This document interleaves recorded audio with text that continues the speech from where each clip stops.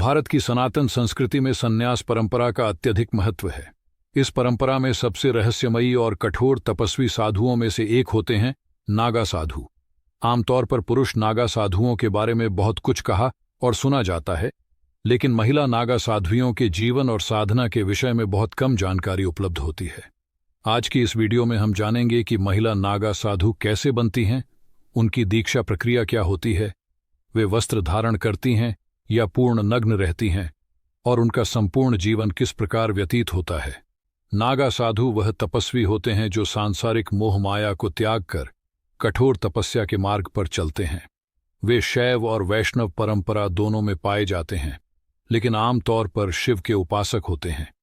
नग्न रहने, भस्म धारण करने और कठोर जीवन शैली अपनाने के कारण वे दुनिया से अलग माने जाते हैं। अब हम जानेंगे कि महिला नागा साधु कैसे बनती हैं।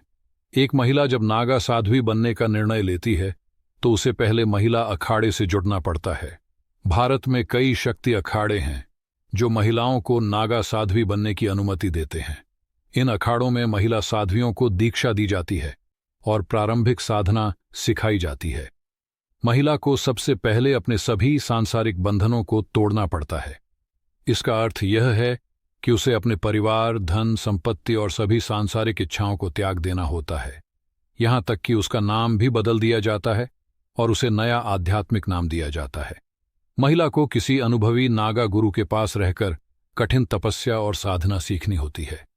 इस दौरान उसे पूर्ण ब्रह्मचर्य का पालन करना पड़ता है और सख्त नियमों का पालन करना होता है। इस चरण में उसे केवल एक सन्यासिनी के रूप में स्वीकार किया जाता है, लेकिन अभी वह नागा साध्वी नहीं बनी होती। उसे कड़ी साधना करनी पड़ती है और अखाड़े में अपनी क्षमता को साबित करना होता है। नागा साधु बनने की अंतिम और सबसे महत्वपूर्ण प्रक्रिया होती है कुंभ मेले में दीक्षा। इस प्रक्रिया में महिला को महिला नागा अखाड़े के गुरुजन पूर्ण संन्यास की अनुमति देते हैं और उसे महिला नागा साध्वी घोषित किया जाता है। अब हम आते हैं सबसे महत्वपूर्ण सवाल पर, क्या महिला नागा साधु पूर्ण नग्न रहती हैं? महिला नागा साध्वियां पुरुष नागा साधुओं की तरह पूर्ण नग्न नहीं रहतीं। उन्हें दीक्षा के बाद हल्के वस्त्र, भगवा कपड़े या विशेष प्रकार की धोती पहनने की अनुमति होती है। हालांकि कुछ महिला नागा साध्वियां ऊपरी शरीर पर वस्त्र नहीं पहनती और केवल शरीर पर भस्म लगाती हैं, लेकिन वे पूर्ण रूप से नग्न नहीं होतीं। पुरुष नागा साधु संपूर्ण नग्न रहते हैं क्योंकि यह उनकी परंपरा और शिव तत्व का प्रतिनिधित्व करता है, लेकिन महिलाओं के लिए समाज और परंपरा के नियम अलग होते हैं, इसलिए उन्हें पूरी नग्नता की अनुमति नहीं दी जाती। महिला नागा साध्वियों का जीवन शैली।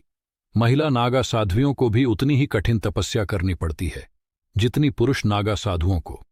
वे दिन रात शिव साधना में लीन रहती हैं और एक कठोर जीवन जीती हैं। महिला नागा साध्वियां अधिकतर गुफाओं, जंगलों और आश्रमों में रहती हैं। वे सांसारिक सुख सुविधाओं से पूरी तरह दूर रहती है और आत्मज्ञान प्राप्त करने के लिए ध्यान और साधना करती हैं। महिला नागा साध्वियां विभिन्न अखाड़ों का हिस्सा बनती है, जैसे कि जूना अखाड़ा, महानिर्वाणी अखाड़ा और अटल अखाड़ा। ये अखाड़े उनकी सुरक्षा और आध्यात्मिक मार्गदर्शन का कार्य करते हैं। कुछ महिला नागा साध्वियों को आत्मरक्षा और हथियारों की ट्रेनिंग भी दी जाती है ताकि वे खुद को किसी भी प्रकार के खतरे से बचा सकें। महिला नागा साध्वियां भी पुरुष नागा साधुओं की तरह शव भस्म, मसान की राख अपने शरीर पर लगाती है, जो उनके सांसारिक जीवन के अंत का प्रतीक होता है। महिला नागा साध्वियां अत्यंत शक्तिशाली मानी जाती है। वे कई तांत्रिक साधनाओं और सिद्धियों की विशेषज्ञ होती हैं। कई बार ये साध्वियां शक्तिपीठों और मंदिरों से भी जुड़ी होती हैं। महिला नागा साध्वी बनने की प्रक्रिया अत्यंत कठिन और रहस्यमयी होती है।